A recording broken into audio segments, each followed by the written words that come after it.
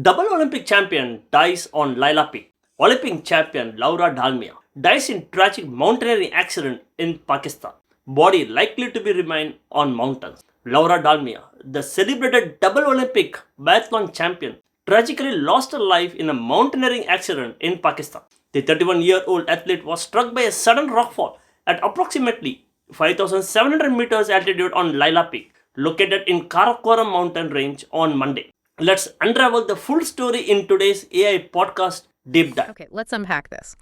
We've all heard stories of incredible athletes, pushing the limits. But what happens when that passion, that drive, takes them way beyond the stadium into some really, really challenging places on Earth? Today, we're doing a deep dive into a recent story that, well, really struck a chord. It weaves together huge athletic achievement, this profound bond with nature, and a pretty remarkable final wish. Yeah, indeed. We're looking at the tragic passing of Laura Dahlmeier, Olympic biathlon legend. Died at just 31 during a mountaineering expedition. But this isn't just, a sad news item. It's really a chance to explore her extraordinary life, her deep, deep connection to the mountains, and this final request she made, which has really captured, I think, the world's attention. What's so fascinating, really, is how her passions, her whole life, sort of informed that final decision and went way beyond just her sport. Exactly. So our mission today is to get beyond the headlines. We'll use the materials we've got here, understand, the specifics.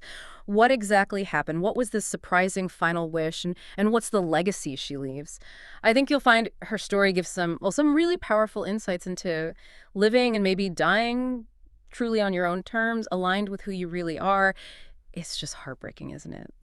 Laura Dahlmeier, only 31, died in a mountaineering accident. Can you walk us through the circumstances? What exactly happened up there on the mountain? Yeah, certainly. So Laura died after she was struck by a sudden rockfall. She was on an expedition. This happened on Laila Peak. It's a really formidable mountain in the Karakoram range in Pakistan.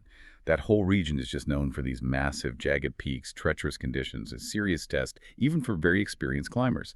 And the accident itself took place at around 5,700 meters altitude. That's, roughly 18,700 feet on a Monday. Wow. And she wasn't climbing solo, right? No. Her partner, Marina Eva Kraus, was with her. Thankfully, Kraus survived, wasn't injured. But despite rescue efforts starting pretty quickly, they deployed helicopters. An international recovery team was involved at the location. It's just so remote. And the terrain is extreme. Getting access was incredibly difficult. So the very place Laura loved, these mountains, they also presented huge challenges for any rescue attempt. That's exactly right, yeah.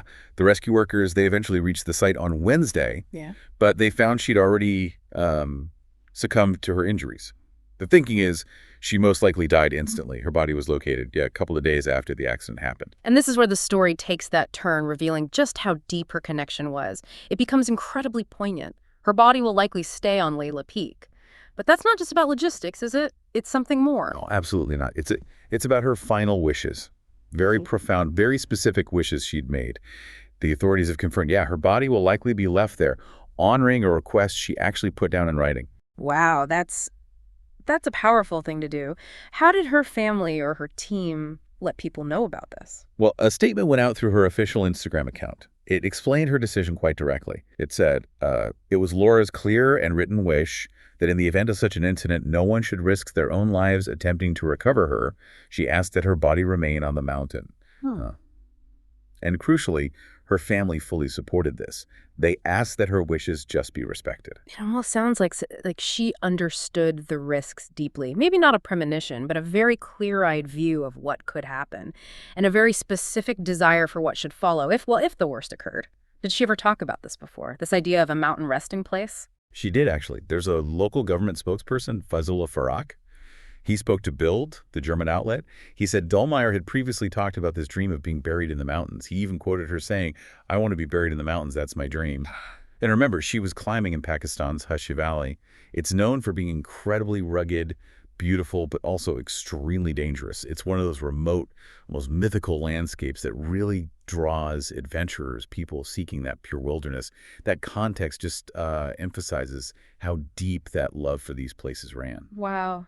To have that clarity about your final resting place, it speaks volumes, doesn't it? About her identity, how she saw her connection to the world. But before she fully dedicated herself to the mountains, she was already a legend. in sports. What was her legacy in biathlon like? Oh, she was truly remarkable. I mean, look at the 2018 Winter Olympics in Pyeongchang.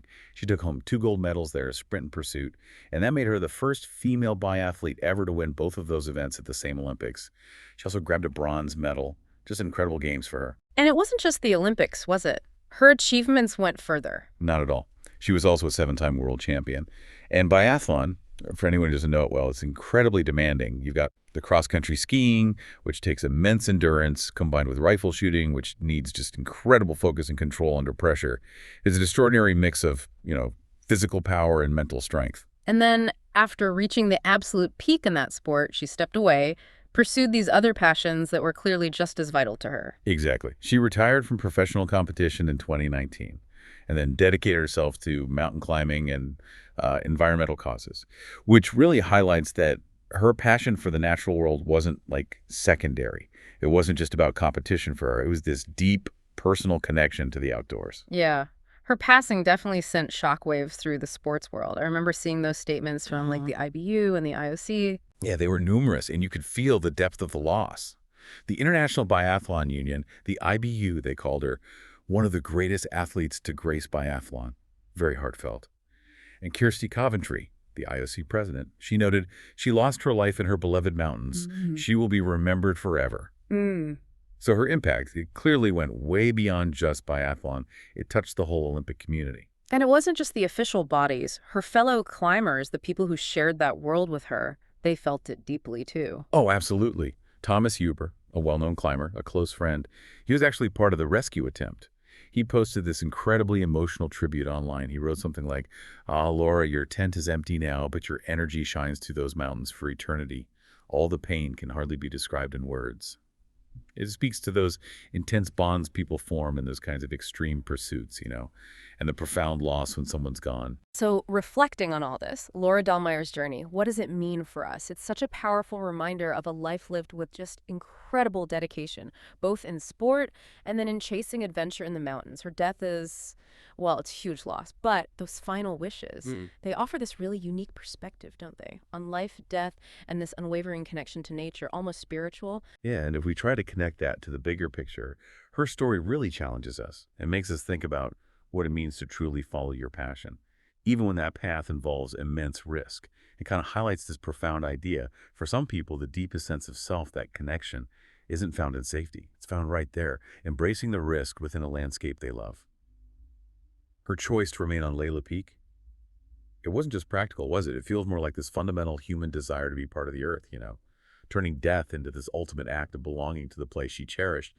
It really forces you to look at that paradox of extreme passion, the very thing that defined her life, also in the end dictated its end.